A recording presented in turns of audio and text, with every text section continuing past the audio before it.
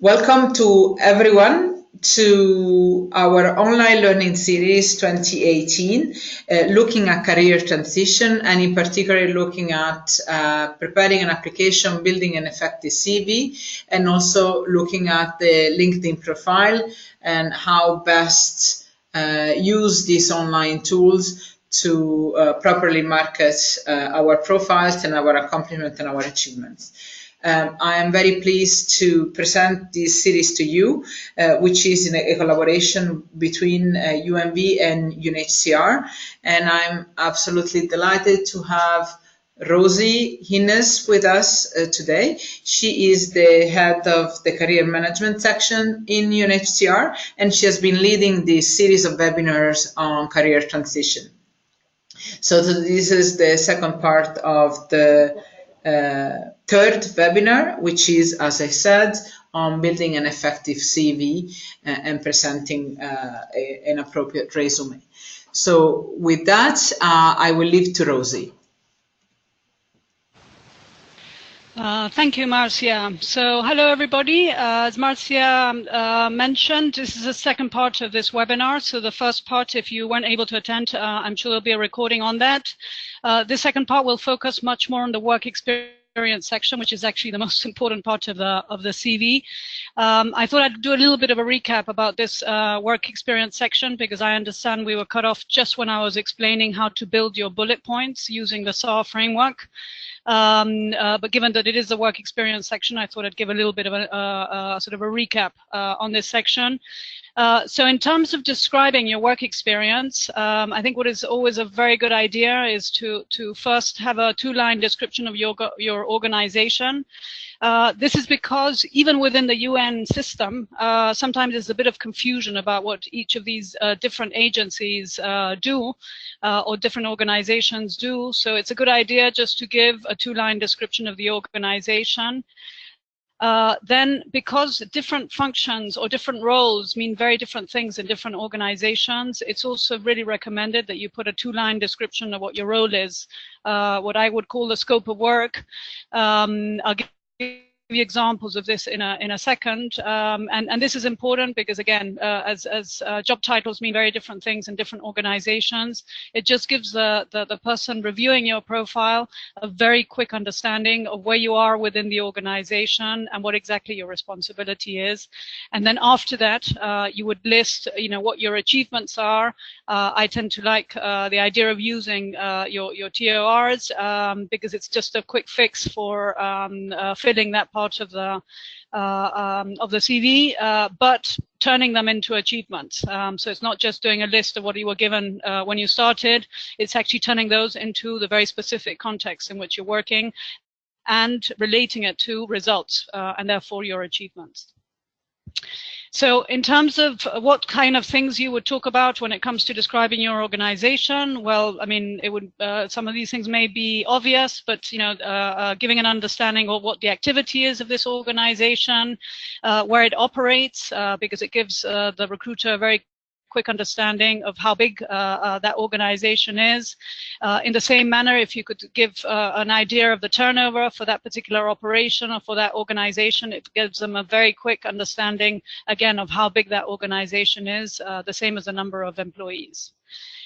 In terms of functions, what kind of things can you talk about? Well, your main responsibility, whether you have responsibility over budget, how many people report to you, or who do you report to in the organization, or both. And again, the reason why we put this is because it very quickly gives the recruiter an understanding of what your level of responsibility is in that role. So to give you an example, this was an example that I did when I went on mission in Liberia. This was already a couple of years ago, but I thought this was a very good way of defining, so not only the fact that you're working for UNHCR, but actually in Liberia particularly what kind of an operation it was. So UNHCR is a UN program mandated to protect and support refugees, internally displaced and stateless people. In Liberia, UNHCR addresses the needs of over 40,000 people of concern through 4 offices, just over 100 staff members, and a budget of approximately 34 million. So it gives a very quick understanding of, okay, UNHCR and then the operation that you're working in. Now, in terms of how this person has described what their role was, first as an associate registration officer in India, and then after as a protection officer in Saclay-Pierre, you can see here that the items that I mentioned of, what is your responsibility, how many people were involved in that role, and who you're reporting to. So again, it just gives the recruiter, it's just an easy way of them really placing you within your career and within the possibilities of what your career might look like. Now, in terms of the next section, which is how to build your bullet points, the SAR framework is a framework that you will find incredibly useful, not only in terms of how to build your bullet points for a CV, but it's also, as you'll see in the next session, on building your paragraphs for motivation letters, very, very useful. And certainly, although in competency-based interviews, we talk about the STAR framework, so it's situation, task, action, result. It's also a framework that is very, very useful when it comes to answering interview questions. And it's thanks to this framework that you can provide a very complete picture of exactly what it is that you were doing. There is a tendency when people are writing CVs to focus only on the action, but actually if you're able to contextualize it, that's how you make it very personal, because actions are impersonal and therefore many people would have done those actions. But if you give it a context, it's something that makes it much more tangible in terms of your own experience. And what is extremely important is that if there is a result, then you need to also state the result, because that's what really turns that action into an achievement. And it's how you can best describe the impact that you have on your work.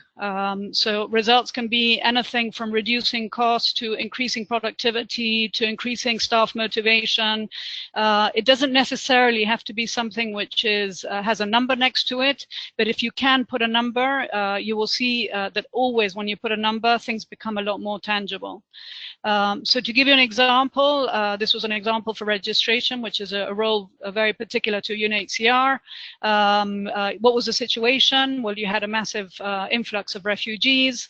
What did this person do? Well, I explored the option of mobile registration, and thanks to this action, I was able to reduce the backlog of registration by 85%. So you will see that the achievement statement explored option of mobile registration to deal with backlog generated by massive influx of refugees, resulting in an 85% reduction. So you can see here that immediately it provides a bullet point which has a lot of impact. So it makes a huge difference putting these three elements compared to just putting explored options of mobile registration. If you just leave it like that, it's very it's almost like just having the bones, but the skeleton doesn't have any muscles, it doesn't have any blood flow. It's just a way of providing a much better and more effective bullet point. Now, there's no rule around that you have to necessarily go for SAR, that it has to be situation, action, result. You can start with the action or you can start with the result. So reduced cost by blah, blah, blah in this context. So there's no rule in terms of the order, but when it comes to building your bullet points, it's a very useful exercise to always keep these three elements in mind. Now, part of the package that I'll be sending Marcia and that she will be uploading into the system is what we call the achievement tutorial, which essentially is this form that it sort of helps you think about what that situation was, what was the specific action, and then what was the result. So it just gives a way of systematically making sure that you have these three elements. Now, in CVs that are written in English, well, in fact, even in Spanish, which is the other language that I know best, you always start with a verb. Now, the only difference between English and Spanish for the Spanish speakers is that in English it's in first person, so I explored, and in Spanish it's impersonal, so it's exploration of options, but you always start with an action verb. And this is important because recruiters are very used to this concept of action verbs. They have it very internalized. They know what action verbs relate to certain competencies, and when they're looking for somebody with analytical skills or team building or leadership or conflict management, etc. Often, and I've interviewed quite a few recruiters, they tell me what we do first is that we literally go down the CV. If I find the action verbs that are related to the type of things that are related to the role or the competencies that I'm looking for, then I really make an effort to read the rest of the CV. So let me give you another example. This was a case in which a very sensitive political situation. What did this person do? Develop relations with local authorities. And thanks to that, the result is that they were able to set a coordinated plan for protection activities.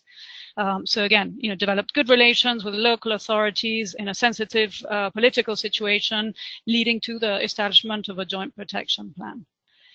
So when you build your bullet points, keeping these three things in mind, you will very quickly find that you actually have a very effective way of conveying not only the role of what were your specific tasks, but actually what impact that had on the work that you did.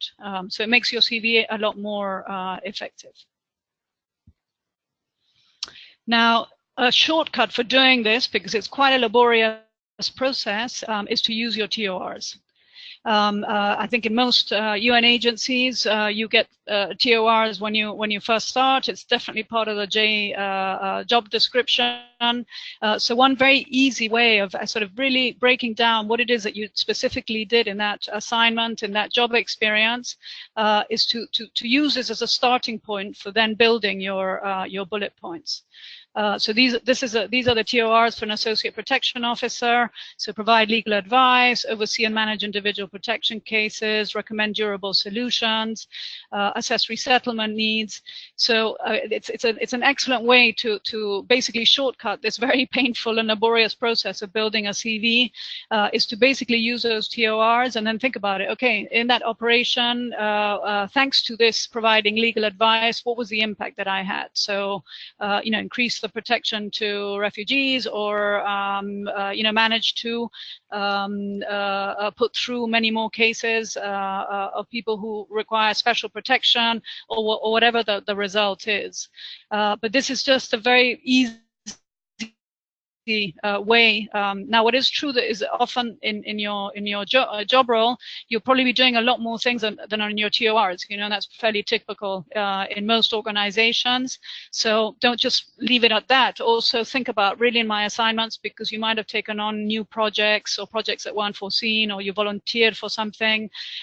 So make a very, very long list of all the things that you did in that particular job experience, because this will help you in the second stage of really tailoring your CV for the specific things that you're applying for.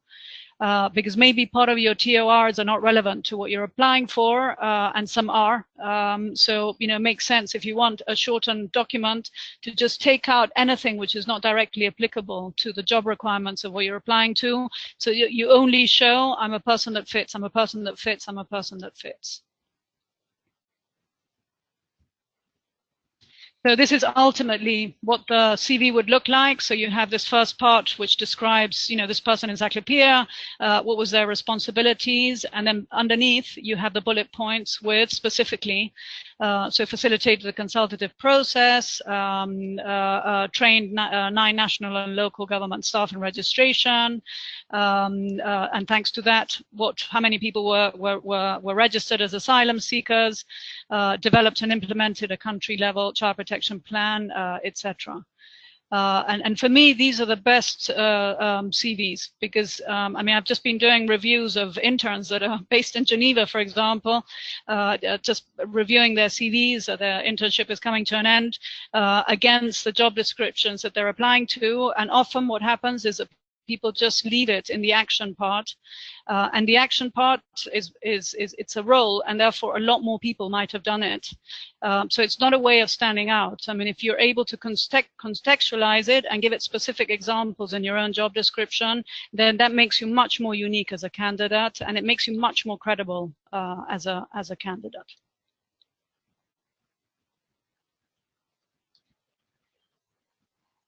And this was the second part of their CV. So designed appropriate registration strategies, explored option to mobile registration, determined appropriate technology, etc. So, I mean, I hope just by reading this, it gives you a good understanding of what this SAR framework can do for your CV and make it a lot more effective. Now, the challenge that we all have is that often we're not necessarily applying. I mean, there's people who are trying to make a radical change, so really make a change across functions. Sometimes it means also across sectors. And the challenge that we all have is how can you really make sure that although your background is not exactly what they were looking for, how you can transfer the skills and the competencies to the new position. Rosie, and there's two ways. Yes. Before we move into this topic, which I think is actually incredibly relevant, also looking at UMB assignment and where we can transfer skills and competences into a slightly different position and function. I have two questions on the previous part. One specifically on the accomplishments. So when looking at the SAR model that you presented, one of the colleagues here, Josephine, she struggles with what can she take credit for if, for example, it's a team effort. So even in the example that you presented as a registration officer on exploring, the mobile app part, surely they have worked with an IT team and other colleagues. So what Josephine is asking is it too weak to say co-led, assisted, supported, etc.? So what can she take credit for if it is actually a team effort or an effort that requires the intervention of different collaborators? That's one question, if you want to answer that, and then I have another one. Okay, thank you for that question, because it's an excellent question. I mean, the fact is that the recruiter that is looking at your CV is looking to hire you and is not looking to hire the team. So that would be my first point. Action verbs, which are around collaborated, supported, assisted, recruiters hate them because they don't know specifically what it is that you did. So all it does is that you happen to be there. And that could mean, making sure that everybody had a coffee in the morning, or it can actually be something which was, a really important part of the team. So the most important thing is that you have to think about, okay, this was a team project, but when I walked into the office every morning, what did I do? So did I analyze the numbers? Did I compile a report? Did I ensure that the different stakeholders were informed? Although the action is a team effort, you were doing something very, very specific. So you need to really sit down and think, okay, when I walked into the office in the morning, what did I specifically do? Now, in terms of the achievement, I mean, it's true that no man is an island. We all have to work with in a team. Or no woman is an island, I should say as well. So it's true that our accomplishments are never the actions of a single person, because you're not like Superwoman or Superman, saving the whole operation on your own. But the way that you can get around that is, for example, analyze the numbers for the report presented by the team doing X. So it's a way of doing both. And on the one hand, this big annual report, which is a huge effort on the part of the team, is a team report, but you were specifically doing something around that. And it's thanks to your efforts within that team context that this report is able to provide better guidelines for how to do protection, or how to do program management, or how to do supply, or whatever it is. So it's an excellent question, and it's also quite culturally based. The Anglo-Saxon world, so the English-speaking world, tends to be very first person, and I did this, I did that. In other cultures, and I would say Latin culture, Spanish culture is one of them, we find it much more difficult to talk in the first person. It's even perceived as, who do you think you are? So we find it much more difficult to actually state specifically myself what it is that I do, but have always in mind that recruiters are not looking to hire the team, they're looking to hire you, so that they are interested in what it is you as a person within that team did. So the way of getting around it, just to summarize, is just contextualize it. You know, this is what I did for the team doing that. But it doesn't mean that the result of that work is not also something which is a very nice result. So that's the way that I would get around that. Now, your question also brings to mind that often, you know, when we think about the things that we're most proud of in the last 2 years, if you like, it tends to be kind of very big projects. So, you know, you would feel actually, you know, how do I get around that? Because in this big project, I actually used, A, I had to do lots of different things, and B, it also required using lots of skills. So you could actually state the big project as, you know, for the project X, these were the different things that a little bit like you're doing with describing your role and then all the different achievements, you could actually, and this happens typically in consulting, that for this particular consulting project, I did the analysis, I did the presentation to the client, I did the I don't know, the report writing, etc. So, you know, within one very big achievement, you're also able to describe very specific actions, and the result is a delivery of that project. Thank you. Then the second question is about the organization description. And Nora is asking whether you should also give more detail about the department that you're working in. For example, if you're working for a large, multifaceted organization. So how much detail of the organization? Is it meta information, so kind of the organization at large, or specifically on the department that you're working on, and how much detail? Mm-hmm. I mean, you can, I mean, I've seen both. I've seen people putting information on what that specific department or section do within the organization description, or sometimes I have also seen it in the role part. So part of the, I don't know, the Department of External Relations, working with blah blah blah, that and then within that my role is, so you can also include it if it's not immediately obvious.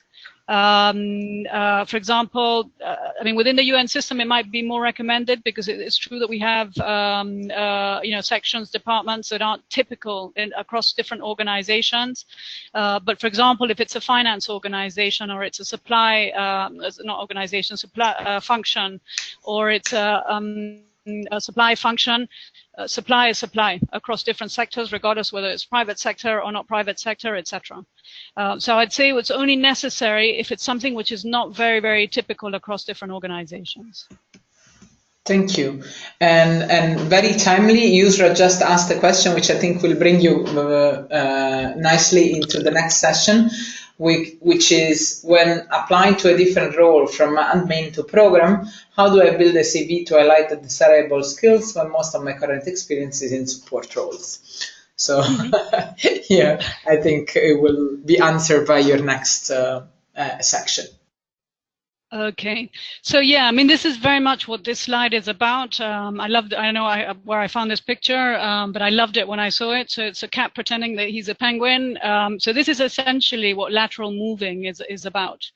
That when you're having to present a profile to an organization of something that you haven't done it in the past, you can't change your past, but what you can do is highlight things which are of interest in the new position. And there's two ways of doing this. Firstly, in that most job functions imply working with different aspects which are actually same aspects across different functions. For example, if finance would be an obvious one. You know, I work in the career management section, but we definitely have a financial aspect in what we do. So we're not doing the auditing, we're not doing the financial planning or control or things like that, but we have control over budget, we have to monitor that budget, we have to do some forecasting. So at a push, because it really isn't our role, I could try and make my CV look pretty financial, because what I would do is, you know, downplay all the other aspects of my work and really play up all the financial aspects of the role that I do. So that's one option that you have. Another option is that we're people.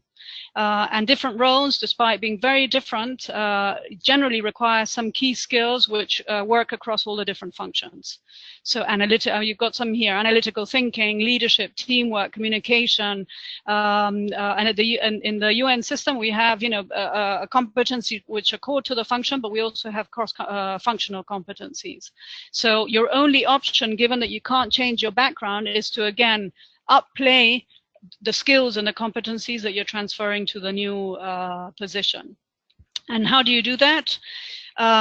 Well, we did, in my previous role, we did a lot of research around, what are the competencies that are sought by different organizations and different roles. We did an analysis of 3 years of job postings. I think it was only over 1,000 job postings that we looked at, where we looked at every position, and it was for very different functions in terms to try and really understand what were the key requirements of each of those job roles. And what we found, and it makes sense because people are people, is that regardless of the function and even the sector, the competencies that organizations were looking for were actually incredibly similar.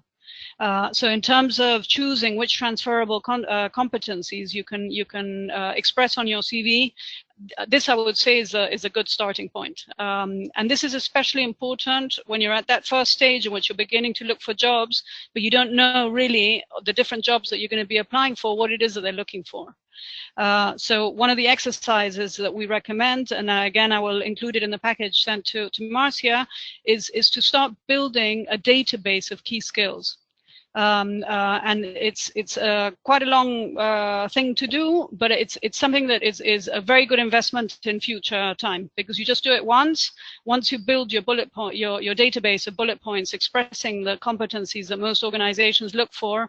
When it comes to applying to jobs and tailoring your CV, all you have to do is, look, they're looking for orientation to results. I've already got my bullet points, copy paste into a perfectly tailored CV.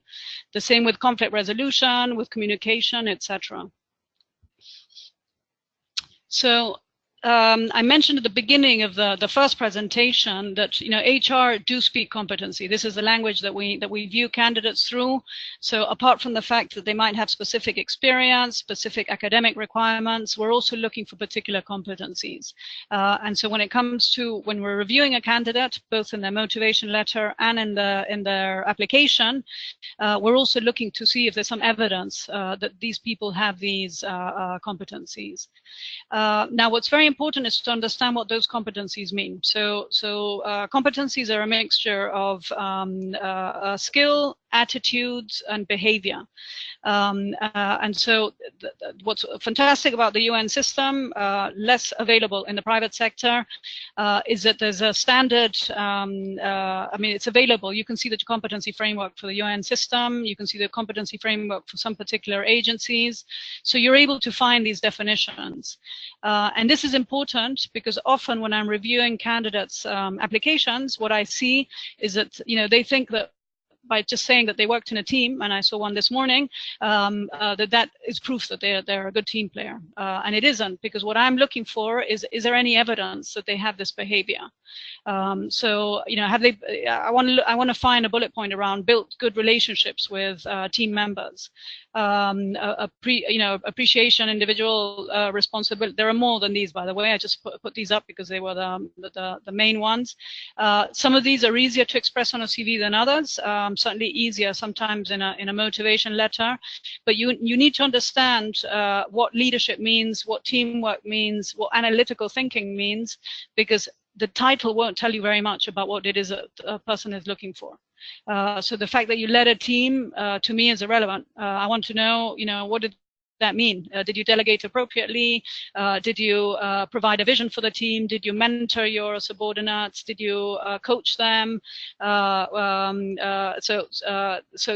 Did you give them special assignments based on their development needs? To me, those are much more expression of leadership than saying that you led a team of 4. So again, in the package that I'll be sending Marcia, each of those top 10 competencies, you'll find that there's a definition there. And then what we've done is also, out of all the action verbs that are out there, which are the ones that we feel are more relevant to that particular competency. So important to look at the definition of what these competencies mean and start building some bullet points that also show that you have those particular competencies. And again, you can use the SAR framework for this. So how do I demonstrate teamwork? Well, the situation was, and this can happen quite a lot in our work life, is that the team, atmosphere really is not good. So what do? Well, negotiate with team members to redistribute the tasks based on what they really want to do, what they're most motivated by, but also for the team, based on what people are good at. And thanks to that, what was the result? Well, I increased team productivity. So the achievement statement could be cleared bad team atmosphere through negotiating a redistribution of tasks with each team member based on their strengths and willingness to do the role, resulting in increased productivity. So when I think some of these bullet points, regardless of whether you're making a lateral move or not, they should be there because they're competencies that are very sought after and are therefore stated in the job description. But these are especially important when you're making a lateral move, because given that you can't prove that you've got the specific experience, your only chance is to prove that at least you've got the type of skills and that they're looking for. So this would be another typical example. Communication, super important as a competency. So what does communication mean? Well, it demonstrates active listening. It means articulation of clear objectives.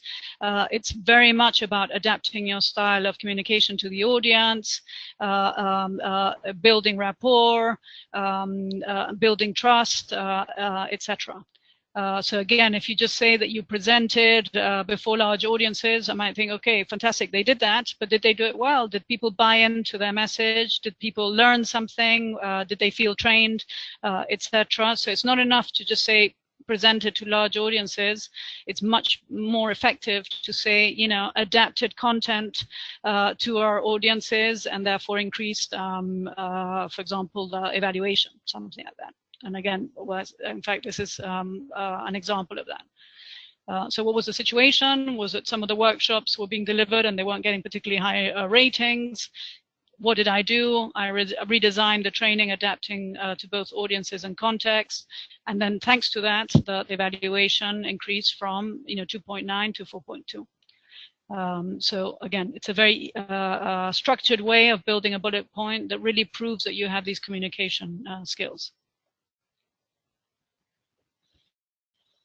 So people always say, look, I have no idea what my competencies are. I mean, clearly some of them are part of my job description, but I have no idea if I have them or not. And this is important for interviewing, because you're going to be probably interviewed on a competency-based, and competency-based interviews are based on you being able to provide a very good example.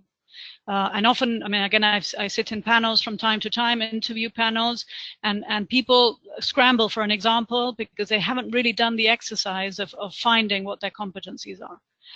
And the best way of finding them, all of you have achieved amazing things probably in the assignments that you've done, things that you're really proud of, that made you feel, it was great to get out of bed in the morning, but also great to go to bed with a very satisfied feeling. So think about those situations, and then think about, how did I do that? And often it means asking a lot of how. So, for example, I delivered a protection strategy. So how did I do that? Well, I started building good relationships. Okay, but how did I do that? Well, I made sure that we met socially. So it wasn't just a matter of a meeting for work, that actually it was important to get to know each other. So how did I do that? So ask a lot of how, and this is a very good way of really understanding where your competencies lie. And doing this exercise, I've done it with a lot of clients, is incredibly reaffirming, because often we forget what we achieve. Very few of us keep a diary. So you forget actually what you even did when you actually have to think back at your work experience. You forget all the amazing things that you did just day to day. So it's a very nice exercise to literally go back, think about those 2 years assignment or 1 year assignment or whatever length it was. Think about things that you really felt this was great, even if it was a team achievement. What were the things that you did, and start listing them. because sometimes, people start writing them, and I've had clients, literally they come back with 8 pages of this stuff, and they look at you in amazement. I had no idea that I had done so many things. So it's a great exercise for many reasons. One is that it's going to help you later on in interviews. B, because of course it helps you build some bullet points in your CV, but also it provides a very nice revision of what your career has looked like, and all the things that you've done that maybe you've forgotten about. So, as I mentioned, there is this exercise. It's called, building a database of key skills. It'll be part of the package. It is quite a lot of work, but as I say, in the end, it'll help you articulate what competencies you have and the impact that you had on your work. Okay, so things to avoid. One of these we've already talked about. Now, what's really important when it comes to the SAR framework is that this is fairly typical of engineers, is that they're enamored with the projects that they work on, and actually the employers aren't hiring your project, they're hiring you. So, and you have a limited space on your CV, you have a limited space on your motivation letters. So I mean, you saw there, influx of refugees, bad team atmosphere. You don't have to go into too much detail about what that situation was or what project you worked on. What is most important for the employer is understanding what you did. So keep that part of the information to a minimum, because the important thing is focus on the action and the results. Another factor is you will know what kind of positions you're applying to, but it's important to try and neutralize your CV from technical language, unless you're going for an equally technical position that whoever's reading that CV is going to understand. And this is especially important because the first filter is done by HR. And most HR people that I know studied industrial psychology. They're not people who are software engineers. They're not people who are health experts. They're not people who are irrigation experts or whatever. So you need to try and limit that sort of very, very technical language, because again, they're looking for roles, and they're looking for skills. So all that technical side, you're going to lose them. So try to keep that to a minimum, and this is especially important with the acronyms that we have a tendency to use in the UN system. Only yesterday I had one of the interns, using CMS as an acronym, and CMS is Career Management Section. It means very different things in different organizations, and it would have been much more effective for her to basically say, okay, in this case, this is what it means. CBI is competency-based interviewing. In the HR world, it's cash-based interventions. In UNHCR, it might be something else somewhere else. So really important to keep those acronyms to a minimum, or at least explain them and then put them in brackets. We've already spoken about action verbs like assisted, participated, collaborated. They're not effective. The recruitment world calls them weak action verbs, because although it says you were there and that you were part of a team, it doesn't actually specifically say what you did. And that we've already spoken about how to frame that, so that it doesn't feel as if you're the only person doing that achievement. And then, yes, what's really important is try to use, even if it's the same skill, just choose a synonym, a different action verb. This happens typically in roles in which you tend to do the same thing. So people will do, project managed, and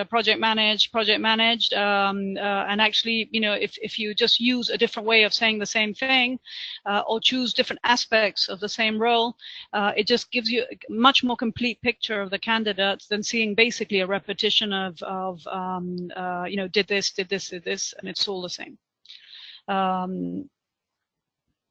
And then things to ensure, really, really important and especially in the, I don't want to use bad words, but the BS world in which we live, where people are talking a lot of fluff. Recruiters get a bit irritated by this. So all those buzzwords, and I'll talk about this in LinkedIn because I even have a list of the most commonly used buzzwords. They're being used so much that they've lost their meaning, their initial meaning, but also it doesn't necessarily say, what it is. So to give you an example here, implemented innovations in registration, okay, maybe, but what was innovative about it? So if you actually become much more specific and you give a specific example, in this case it was iris scanning, then it's like, whoa, iris scanning is something that hasn't been done across the UNHCR. It's only been done in certain operations. Now I realize that's super innovative. Would love to learn more about it. So try to avoid those kind of words that don't necessarily mean much. And as I said, I'll go into what those words are typically in the LinkedIn section. I talked about results and that if you do have the possibility of putting a number there, put it, because just think of it in your own role. If you come up with an example of, for example, reduce costs, okay, great achievement. But if you actually say reduce cost by X%, it makes it much more tangible. So not all results can be measured, not all results can be put in numbers, but if the rule is, also often people don't put them because they don't think that they have to put them. So, but the rule is, if you can put a number, or a result that in numbers, it just makes it a lot more tangible. And then finally, yes, I mean, you want these, we talked about in the first presentation that a CV should, and a motivation letter should serve as an aperitif. It's an invitation to the next stage, which is, I really want to meet, this is interesting, I want to meet this person, or I want to put them to the next stage. And a more effective way of doing that, the analogy that I always use is appetizers. Anywhere you go in any country, we always have these appetizers, which are designed not to give you the full meal, but to open the appetite. And this is the objective of a CV. So make it's also from the reader's perspective, you need to give them information that they can easily digest. And if you think about your own reading of things that are very long, people get lost. Their attention span goes, and so they're less effective than if you just make it short, punchy, to the point. So not longer than 2 lines, but please, if you're using the SAR framework, this will not happen to you, but don't make your bullet points just half a line, which is what I was looking at with the interns, that there's so much more that they can say around that bullet point and they're not saying it.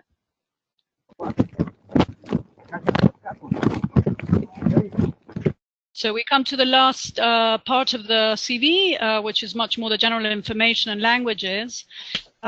What's really important in languages is, I mean, ideally, if you can get them certified by an officially recognized body. This is especially important in the UN system, less important, I would say, in the private sector, the better. So you have things like the Alliance Française or Instituto Cervantes, that officially certify your level of a language. Of course, in the UN system, we have the UNLP. So if you can, it's an expense, but if you can, try to officially certify the level of your languages. If you can't do that, of course, it's self-assessed. And these are a little bit the definitions. Some of you might be very familiar with this, but again, some people are not. So what does it mean to be a beginner, basic, pre-intermediate, intermediate, advanced, and proficient? But what is super, super important is to be very honest around this, because the number of people I've seen that have lost an opportunity because they weren't honest. Maybe they spoke French at an intermediate level 10 years ago, but suddenly they're being asked to speak French in an interview. They're nervous, so they get much more blocked, and then suddenly their intermediate level French goes down to basic. And it immediately instills a sense of suspicion on the part of the recruiter, because they feel, wow, if in language they've not quite said the truth, what's happening in the rest of their CV? So really, really important to be, I would say, conservative in the way you define your languages. Take account of the fact that you might be interviewed in that level, and if you're really not giving the level that you thought you had, it might have a real impact on whether you're the candidate selected for that position or not. So, again, key message, because I have seen it many, many times, just be conservative in the way you define your languages, or if you have it officially certified, then of course, by all means, put that. And then we come to the general information section. Often candidates forget to put anything in this, or they don't. I mean, they just feel that actually the experience is enough and I'm not going to put anything which is about me. Recruiters actually, I don't think I've ever heard a single recruiter that hasn't liked a section. And why do they like it? Because it's the one opportunity you have to show some personality in. The things that you do professionally, of course, say something about you, but you're paid to do them. Whereas the things that you put in general information are generally things that you have decided to do, and therefore actually say quite a lot about you.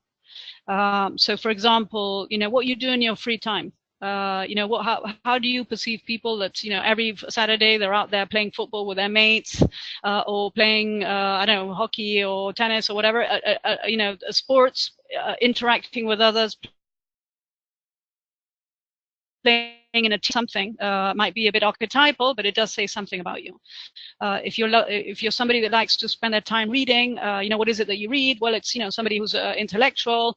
If you're somebody that likes climbing mountains or running a marathon, the fact that you're willing to suffer for, I think it's 42 kilometers for a marathon, and you know that you're suffering pain, but you're able to finally make it to the end. Again, what does that say about you?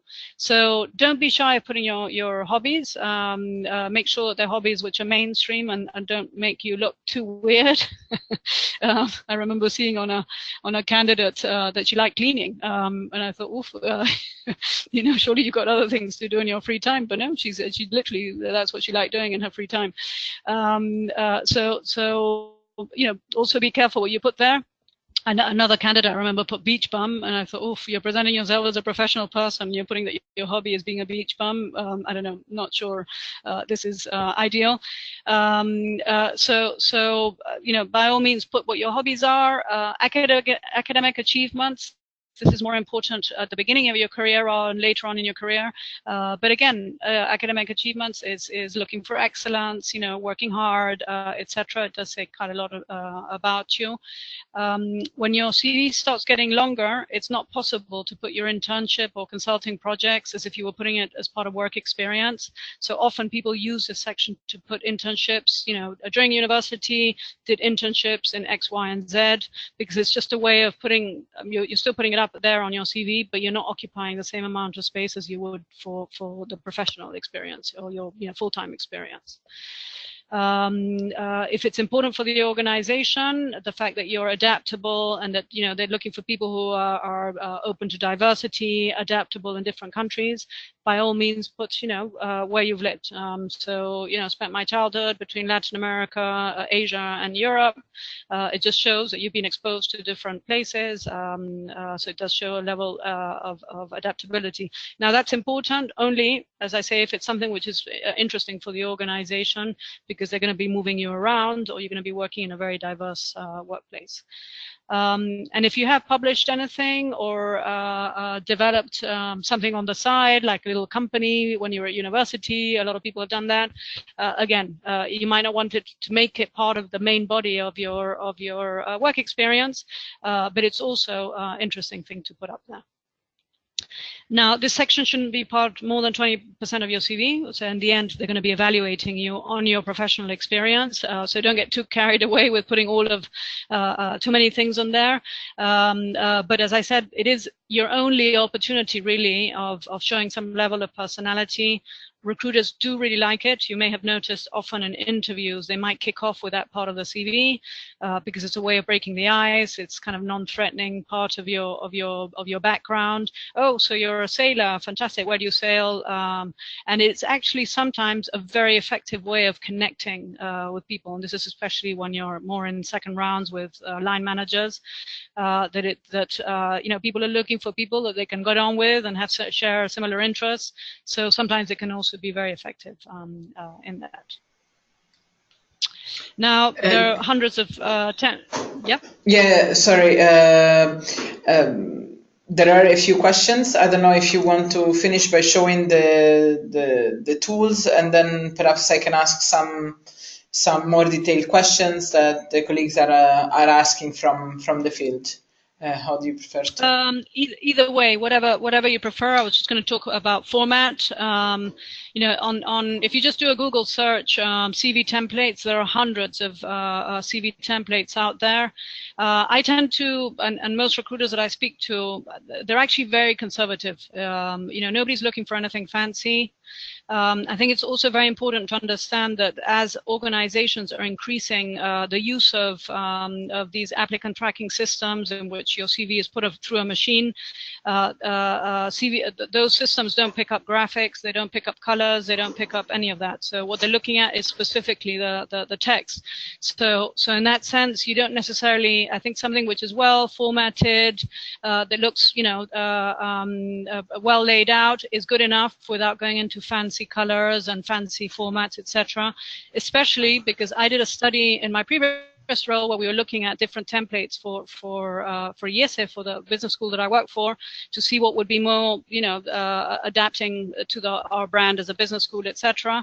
And you know, I found that the more colors that were in there, the less text could fit. So colors and fancy things. So actually the conservative format was the one that enabled the students to have more things up there. So I guess my recommendation is, you know, there are a lot of templates out there, but be wary of choosing things. I mean, unless you're applying to an advertising position where creativity, or a design position where creativity is something that they're really looking for. Generally speaking, in most organizations, what they're looking for is just basically give me a good understanding of what you've done, well laid out, so I can see things easily, but that's it. Okay, so that was what I was going to say in terms of format. Perfect. Yeah. Then, and then just, yes. I guess a final thing is again, part of the package is this CV checklist. It's just I guess a more rigorous way in which you can look at your CV and then set it off against these different criteria. So the first impression, it looks good even without reading it. Does it have a consistent look and feel? Is it visually appealing? Is the use of font consistent? Are the headings used effectively, etc., etc.? So, you know, it's a way of self-assessing, I guess, your CV against all these different criteria, and that's part of the package. So, yeah, go ahead. Thank you. So there is one question which is about perhaps transfer of skills and trying to change careers, which is from Zaidur, asking what if, for example, somebody does online courses on the new function, that they want to take up, but for example, their degrees are of the older functions. Would it be advisable to just focus on the new courses that they've taken, or would it still be needed to have both elements of education available there? So I guess the question is, once one does courses to kind of upgrade the skills and upskill in a specific function, how much relevance should they give on the CV? Yeah, I mean, I guess it depends on the level of the course. I mean, I think you should always put everything. I mean, if it's a university degree, they're going to wonder what on earth you did at university. So, you know, you still need, because there's going to be a 4-year gap there that they're not going to really understand. So you still need to put your degree. Now, if you've done an additional degree, which is in something, I know, for instance, we have a colleague here who studied law, international relations, but then got very, very interested in adult learning. So then he took a master's in adult learning and e-learning. So because CVs work in reverse order, the first thing you see with him is, okay, this is what he did. You know, he's done a degree very recently on this, you know, e-learning, adult learning. And then after that, you see that the person is somebody who did a bachelor's and then a master's in law. But I would always put both, because as I say, if not, it might, even if it's an online course and it's not a degree, it's going to look very strange that you've done these online courses. But you know, most organizations require at least a bachelor's or a master's degree, because it's how they grade you, etc. So it's important still to keep it there. But I mean, I would say for lateral, two things for lateral changes, and this is more job search strategy. The first is, if you're going to focus your lateral move purely on the basis of your CV, you're going to be in a very weak position, because clearly there's going to be candidates that have a much more coherent background compared to yours.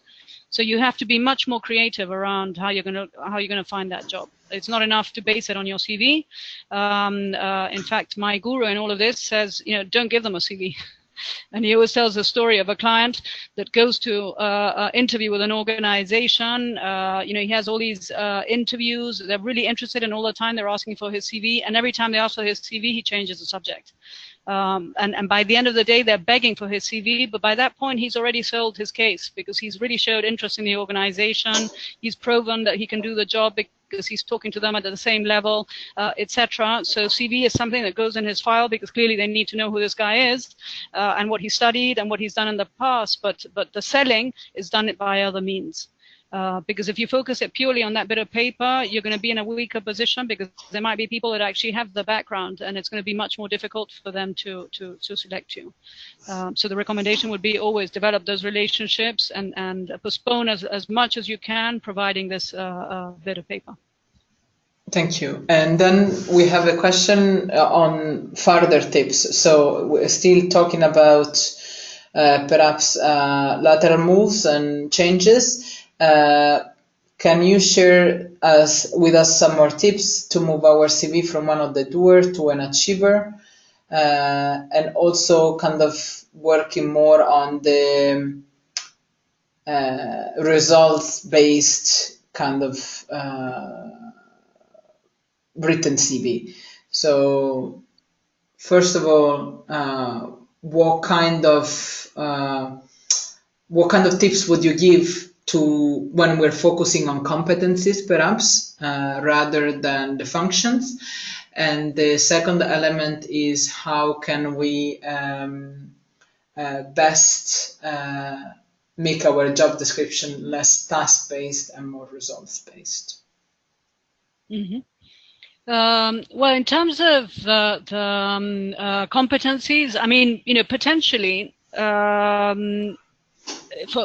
for a lateral mover, for example, because you don't have the specific, you can't prove that whatever TOR you've done it in the new position, because in the old position it didn't exist.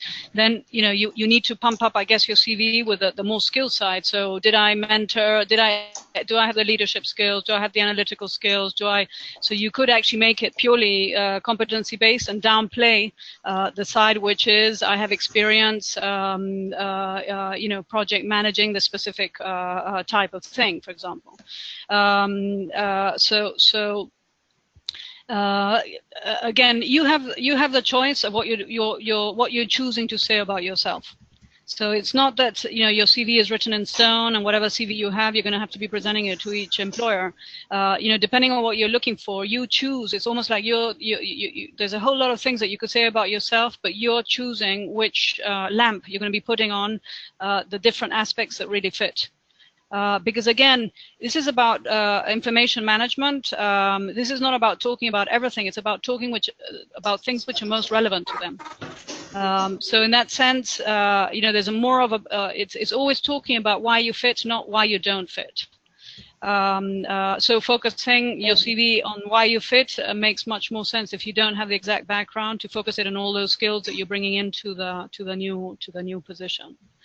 So that, I would say, answers the competency side. I mean, if you do this exercise of building a database of bullet points by competencies, you'll see that you very quickly fill pages. So when it comes to doing a 1 or 2 page CV, all those skills will be there. For sure. I mean, it's you're not going to have a problem filling the CV, put it that way. Now, how to make it more results-based, and this is a matter of doing that exercise of thinking, what impact do I have on my work? I mean, I think often we just put one foot in front of another. We go to our work on our daily, we work hard, etc., but we don't necessarily sit down and think about actually, what have I achieved? And some things can be very tangible, so project completed, or video delivered, or other things are a little bit less tangible, but they're also there. So, you know, increasing your teammates' motivation is a huge achievement. I mean, often, you know, there could be a situation which is tough. Maybe it's undergoing restructuring, and actually putting in some initiatives. For example, I was sitting in an interview panel maybe a couple of, no, not longer, it's before I went on leave, maybe 3 or 4 weeks ago, where, you know, this person was describing a very difficult duty station operation, very high security issues, and all the little actions that he did to make that place more livable. So, you know, bringing in the television from the TV room into the dining room so they could all have dinner, creating a film club.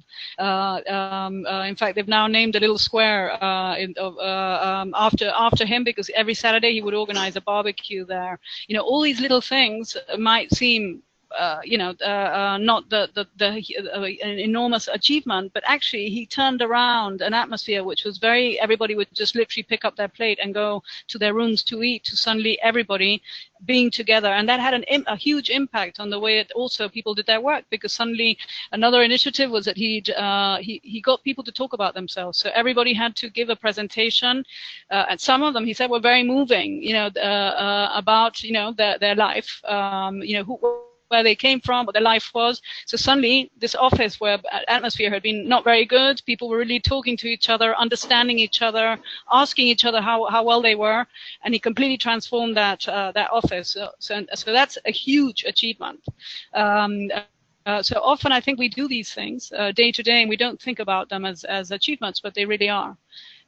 So how to make your CV more results based is to actually think about, so again, in your own mind, start thinking about much more, what have I achieved, what were the results of the things that I did, versus simply which is typical in CVs. They focus purely on these were my tasks. So, and in the end, it's just pushing those tasks towards, okay, ultimately, what were those tasks for? Why did I do that? What impact did that have? Thank you. Couple of more questions here.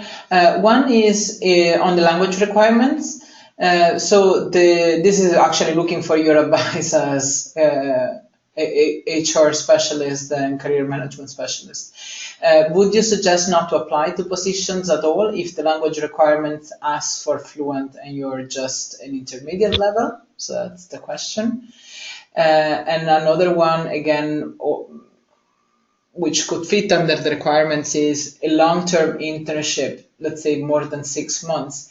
Can it be classified as work experience? Okay. In terms of language, I can tell you what happens at UNHCR. Positions are posted either with language essential, in which case you have to be either, let me go back to the slide with the languages, you have to be either C1 or C2. So you need to be fluent, and there's no way they'll even look at your profile unless you've got that. And then the other is language desirable. So, you know, if you don't have it, it's not necessarily going to discount you as a candidate, but if you do have it, it's an advantage. So everything always depends on the number of people. And actually, I've seen many positions. I remember one relatively recently in Italy. And in the end, when I saw the people that were finally being looked at by the manager, it was on the basis of whether they spoke Italian or not. Although in the job description it said, because when you're looking at a lot of candidates, you're looking for parameters that would enable you to narrow down the list of candidates.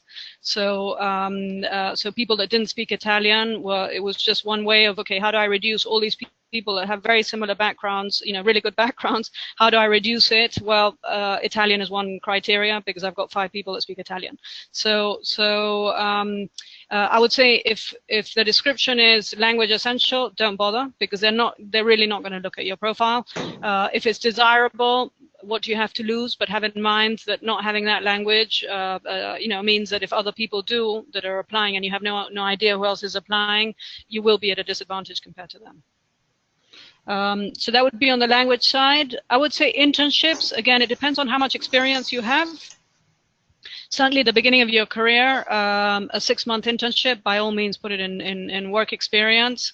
Once you're really down the line in your career, no longer necessary. I mean, again, these things become more or less important depending on, and then the other thing is what I mentioned in the first part of this presentation was you have to dedicate the amount of space on your CV in proportion to the amount of time spent there.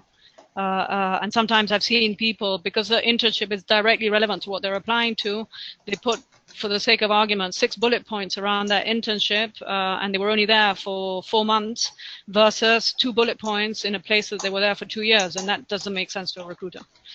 So you still have to sort of respect a little bit how much time you spent in, because if not, you just think, well, this person, 2 bullet points, that's all they did in 2 years. It's not so effective. So you just need to balance a little bit, relevance with actually also something that makes sense. Thank you. Online degrees, how are they viewed by HR officers? Well, I mean, what I can tell you is that whether it's online or not online is not so relevant. What is looked at is whether the academic institution is an accredited institution. So that, yes, is really, really important. I mean, certainly in terms of a classification of a degree, yeah? So we're talking about either bachelor's, master's, etc. The academic institution needs to be something which has accreditation. And at the UN here, we use the UNESCO list of accredited institutions. In theory, any institution that can call itself a name goes through the process of being accredited by the local authorities, the Department of Education, etc. So we know the people that are fulfilling a degree in those academic institutions. I mean, the accreditation system is very rigorous. So I mean, they bring literally teams of auditors. I know because I work for an academic institution, of auditors to see number of elective hours. So how many hours are you spending in class? What does your assessment look like? What do your homework look like, etc. And only then is the academic institution given official accreditation. There's a lot of, for example, MBA, which is the world that I know well. You can buy an MBA online for, I don't know, maybe $200 or something, but most MBA schools, it's a minimum of 20,000. So, we cannot compare something that you might buy online and we have no idea of the rigor of what you're doing versus academic institutions that are really putting in resources in terms of professors, etc. So that's why most organizations go for recognized lists. I know there's one more apart from the UNESCO one that UNHCR uses, so they use both, but they go for these very recognized lists because they are the accredited institutions. So it doesn't mean that you can't put it up there, but it's not going to be evaluated in the same way. It might, if you're doing a Coursera course, which you pay $200, etc. I mean, some of these are run by, well-accredited institutions, but the ones that aren't are not going to mean much to a recruiter. Excellent, and this actually covers also the last question on the online courses such as Coursera. Brilliant, so we can move ahead.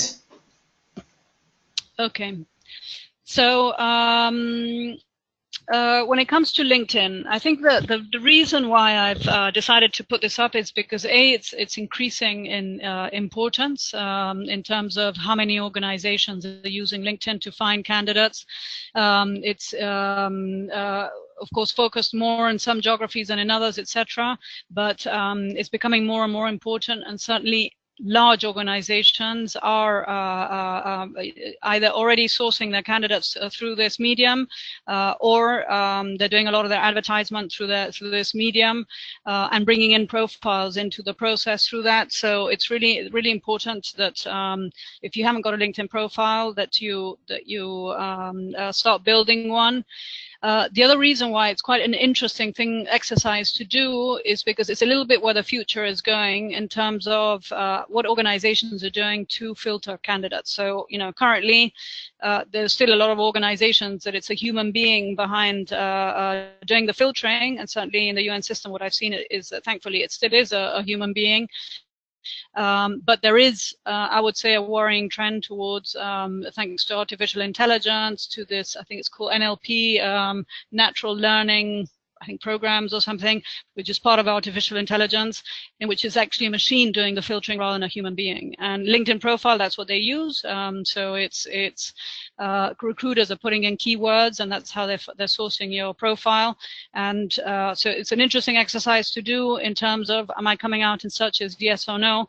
Because if you are going to be applying to organizations that are using similar systems for doing the filtering, it's also interesting to see if your profile has been searched for or not.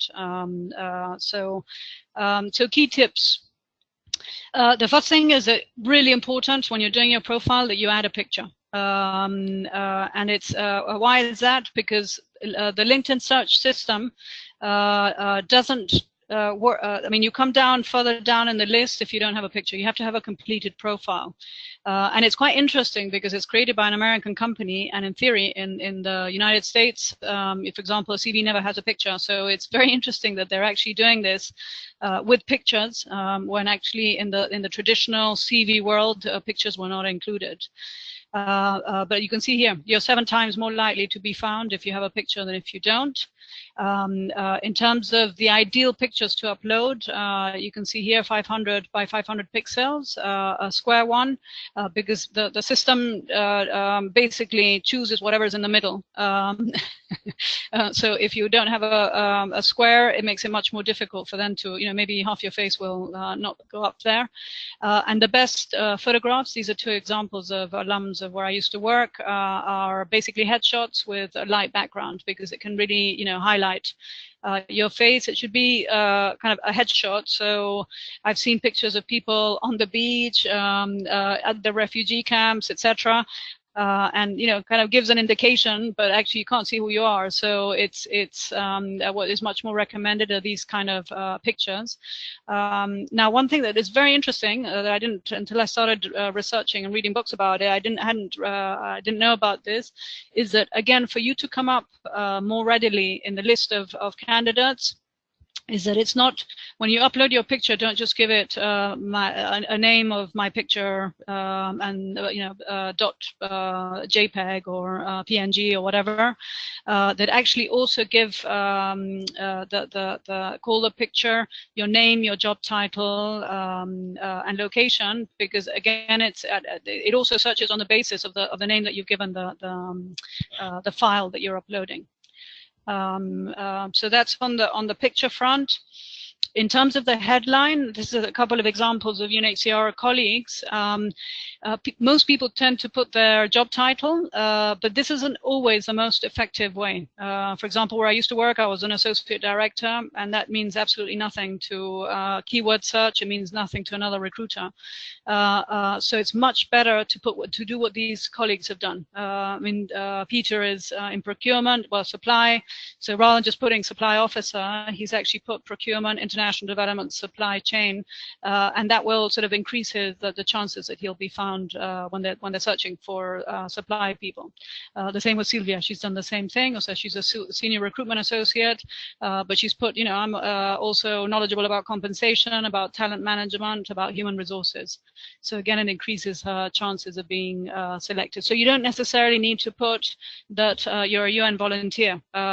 Put whatever your key contribution or expertise is in that headline. So state what your specialty is, and hopefully, in some cases, they'll put also what problems they solve, and use these keywords, but avoid buzzwords or BS words, and I'll show you which ones those are. So the most used buzzwords are, things like extensive experience, innovative, motivated, results-oriented, dynamic, team player, fast-paced. I saw that today. Problem solver. Entrepreneurial. These are words that everybody, well, not everybody, but a lot of people are using. So they've kind of lost their effect. Some of them are a little bit dynamic. What does dynamic mean? A little bit BSy. So what's more effective is to keep things simple. And how do you prove that you are a dynamic person, that you have a proven track record, etc., is by your profile. So there's no need to put these as words, because actually in your profile, this is what it will show, that you actually have a proven track record of whatever it is that you do. Now the summary is the other really important part of the LinkedIn profile. So it's at the very top, and the keyword, which is very interesting, search doesn't work on the basis of what you're putting in the next section, which is your profile. The keyword search works on the basis of your job title, the photograph, and also the summary. So the summary is really, really important. You need to keep it brief. And ideally, this is where you would include keywords of the type of things that you're looking for. How do you know what those keywords are? Well, you need to sit down, download 10 job descriptions that you would ideally apply to, and start looking at, okay, what are the common words that they have here? What is it that because you need to replicate some of those words in your summaries to make sure that you come up in the searches.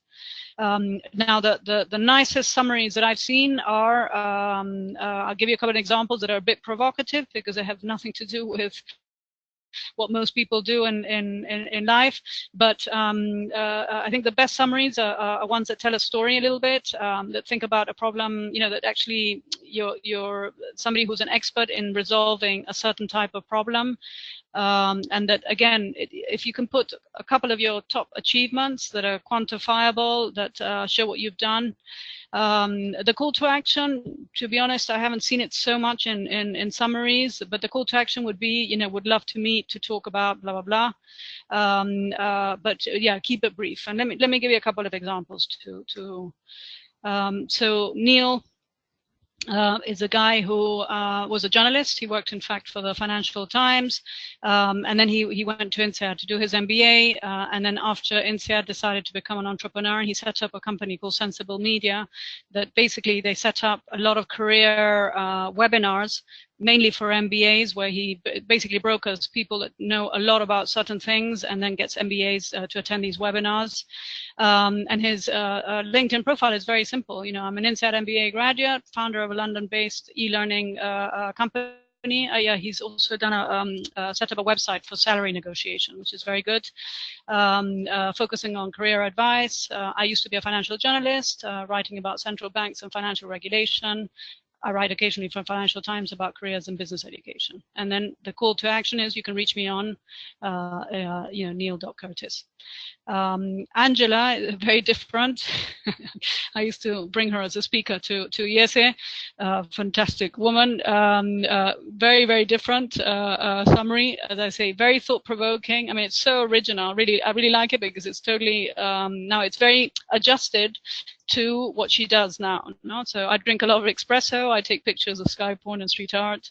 And I'm a student of human nature. I think of my life as an experiment of what it means to be human, what unites us, what differentiates us, etc. Are you interested in these questions too? We should collaborate. So it's very different. But the reason why I put these up is that because they're different to what you normally see, which is, I'm a person with 6 years experience working in international settings, etc. And this is your I guess presentation to the world. So you are unique. There are things that only you have done. So try to make it personal while at the same time provoking, because again, this is a call to action. This is not about telling your whole life story. It's about, I want to connect with you. I want you to so that we can talk and we can take this further. So this is just a couple of examples. As I say, they're a bit provocative because they're very different from what you would normally see. But again, it's just a way of being found for the right reasons. No? So experience is, now what's interesting, this is different from the CV, and actually the LinkedIn sessions that I've been in LinkedIn, even where they're talking about these things, this is not, they say it's not like a CV, that actually titles, it's the same as what I mentioned for the general title of your profile, that they recommend that, again, your title should be descriptive. So it's not necessarily supply officer. but procurement, logistics, etc. Because again, it gives the recruiter a much easier way of understanding, what that title means.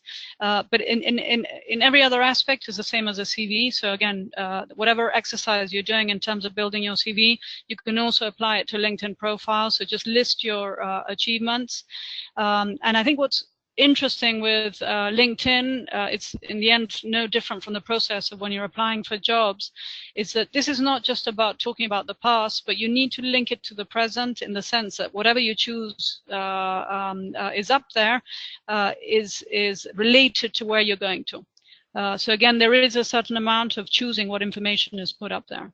And this is a bit counterintuitive, because people think, oh, it's LinkedIn, I have no idea who's going to be looking at my profile, I should put everything up there. Well, no, if the LinkedIn profiles that have been found to be more effective are the ones that are also kind of tailored towards where that person is going to. Because again, you want to be found for what you want to be found, rather than anybody finding your profile interesting. So that's basically the end of the presentation. The documents that I'll be sending that will be put up in the system are one is general guidelines around CV building, the 2 exercises that I mentioned, so the achievement tutorial that would enable you to build your bullet points using the STAR framework, and then this other exercise of building a database which reflect key skills, action verbs in English, and then the CV checklist. So any more questions? Thank you so much, Rosie, first of all. There is one question on LinkedIn, and comes from Lisa, asking whether it is worth paying the additional fees on LinkedIn to get, for example, a premium account rather than the basic account well maintained. So what are the benefits of paying for the account, or rather have just a free account but well maintained? Yeah. I mean, I personally don't think it's worth investing in paying for the premium account. If I was a recruiter, for sure I would have it, because of course it gives you access to all these other services that you can search for profiles. And basically what the premium account gives you is more access to contact information, for example. So you'll notice that in LinkedIn you have information on the people you're connected to, and maybe I think it's the second level. But then after that, you might see a name, but you don't see anything else about that person. So what Premium gives you is much more access to other people's information that is not so much of interest for you as a candidate, unless you're in a very networking situation. It's interesting to you as a recruiter, because of course you want to know who these people are. No? Now, a way of getting around that, actually, even job functions and sectors tend to gravitate around certain networks. So one recommendation around still having access to people's information is if you join a group that they might be part of. And actually you can sometimes also see that in their profiles. So you know that, for example, in HR, there are groups of HR professionals, groups of HR recruiters, groups of career counselors, etc. So if I see that somebody I'm very interested in connecting with is part of the career counselors group, I join the group, and that automatically gives me access to their contact details. So that's kind of a little trick to get around the system. Another thing that Premium gives you is that you're able to see I get emails, I think it's once a week or something, of who's looking at your profile. And if you don't have a Premium account, you can see the first 2 that have seen your profile, but you don't know who the other 30 are. So sometimes you want to know oh, these guys are looking at my profile, but I don't think that's necessarily that useful, because it just means that you've come up in a search, and these systems of matching candidates with what you're looking for are not perfect. So, in fact, yesterday I did a test on an organization called JobScan. That you can have one trial test that you basically put your curriculum on one part, and then the job description in another, and the system tells you whether there's a match or not. And that I did a test with a candidate that is perfect for the position that they're applying to, and yet according to that system he was only 31% matching. and he's literally perfect for it. So, these systems are not ideal. So even if you are, wow, 32 people, found my profile last week, fantastic. But actually, when they look at my profile, it probably wasn't at all. So something in my profile enabled the system to find me, but it's not necessarily what they're looking for ultimately when they start looking at the profile. No? So premium, is it worth it? I would say it's only worth it if you're undertaking a role in which networking is extremely important. So as I say, if you're a recruiting person, of course you want to have access to all these profiles. When I used to work in the business school, we were networking all the time with people, so we used to have premium there. On a personal level, I don't have it now. It's not really that important to me. Two more questions on LinkedIn. One from Katya asking what is the difference between certifications and courses, and I guess it refers to the structure in LinkedIn because there are two different mentions in the profile online. And the second one is about the LinkedIn Learning, which is also linked to the premium account. Wouldn't the account be worth it just so that people can see also the learnings that you have done online? So two questions, difference between courses and certificates, and one link to the LinkedIn Learning element, which can be attached to your online profile. Mm-hmm. I mean, in the academic world, there's a lot of issues around validation of learning. Certification is only certification provided the course fulfills certain criteria. So number of what they call lective hours, so number of hours in which you're actually being taught something, how your assessment takes place, what kind of assignments are part of that. So certification, so not every course can be a certification. It has to fulfill certain criteria for being a certification. Now that said, again, for example, in the UK, it's very rigorous. I mean, you can't just say I'm doing a certification course if I'm an academic institution. You really have to go through this validation process so that certification really is a certification because it fulfills all these different criteria. So, I mean, in principle, most countries are following some kind of standards because if not, people would call degrees to anything, they would call certifications to anything or diplomas to anything, etc. Compared to courses, it's more validated. So they do have a higher regard for a certification than for somebody who's just simply done a course. Now, that doesn't mean that the quality of what you're receiving is the same. It's, you can have a very, very high, for example, Harvard University or Princeton or Yale, all these guys are doing courses on Coursera. I mean, I've done them. So those are just courses, but they're not going through this a validated process of assessment, of submitting assignments, etc., and therefore they can't be classified. And they're also usually a hell of a lot shorter.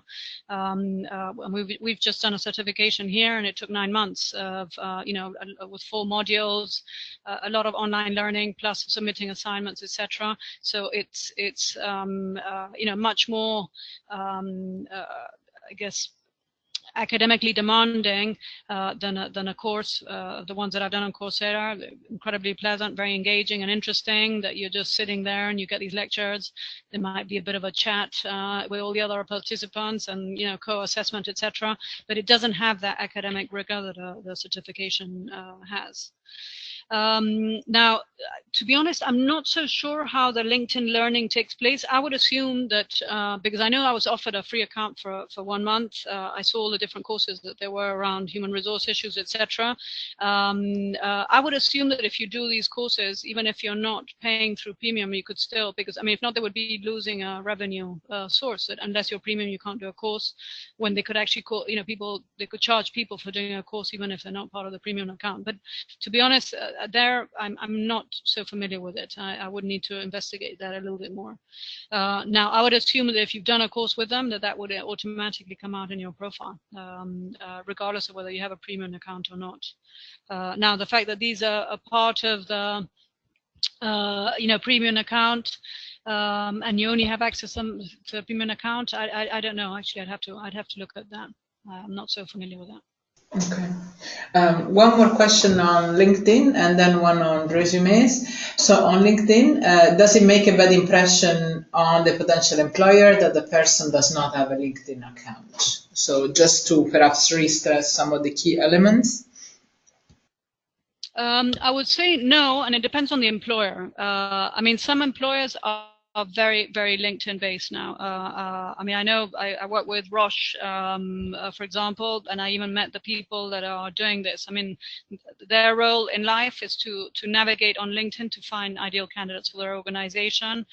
They also have engagement managers, which are people, once they've been identified, then people that basically engage with these people, even when there isn't a job in hand, because they want to develop a relationship with them. So the day that they either have a position, they're at a better place than simply starting from scratch with somebody that they've never met before. So those type of organizations, I mean, you won't be found unless you have a LinkedIn account. So in that sense, for those kind of organizations, you know, super important. UNHCR, I doubt your LinkedIn profile is ever looked at. And within the UN system, we're not there yet. I don't think we're I know they do a lot of outreach through LinkedIn, that for sure. But in terms of, and then they also do some level of identification of candidates and tell them, look, we do have these positions available. You know, it would be interesting for you to apply because they're candidates that we find very difficult to find. But in terms of you submitting a normal application, you know, your LinkedIn profile is never looked at. I doubt it very much. So I think it depends very much on the organization.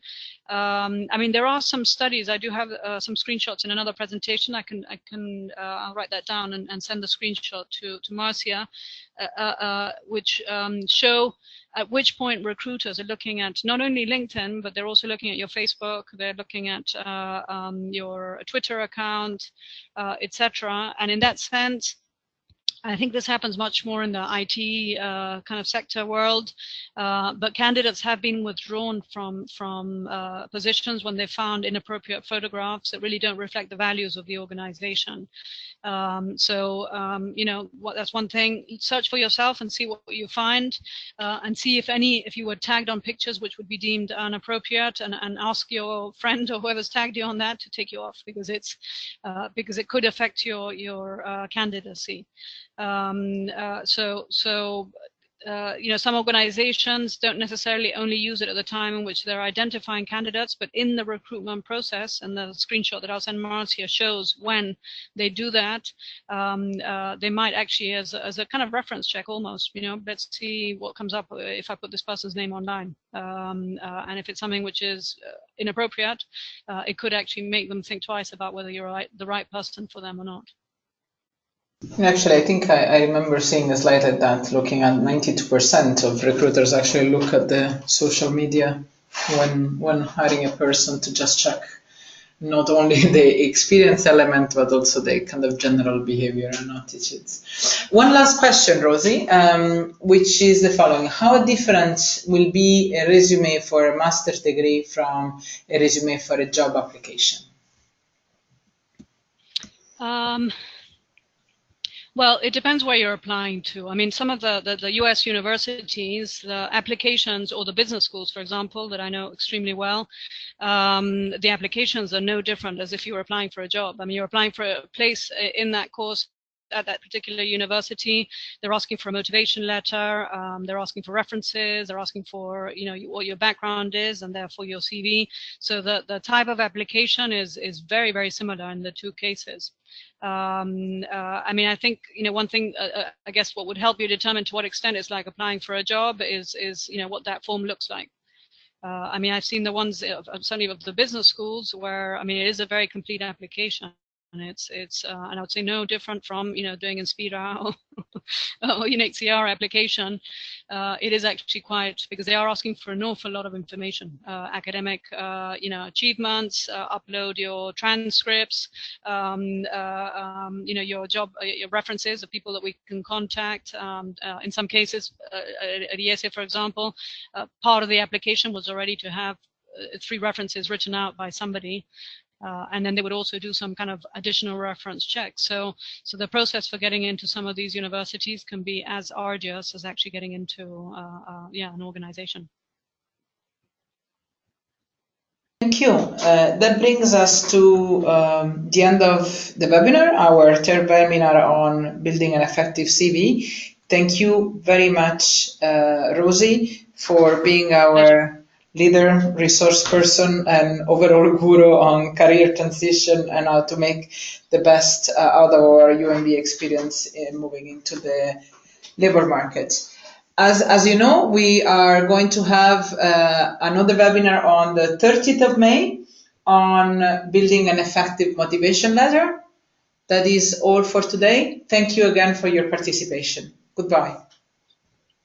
Thank you, and have a nice morning, evening, afternoon, wherever you are. Bye-bye then. Thank you. Bye.